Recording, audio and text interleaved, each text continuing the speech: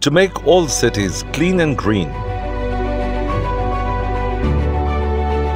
Prime Minister Imran Khan is launching Pakistan Clean Green Index.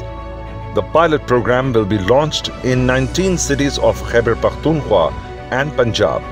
The different cities of the two provinces will be ranked in facilities provided in areas of safe drinking water, tree plantation, total sanitation, solid waste management, and liquid waste management and hygiene.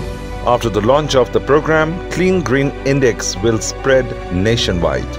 Under this program, to improve the ranking of our cities, the government will take effective and immediate action.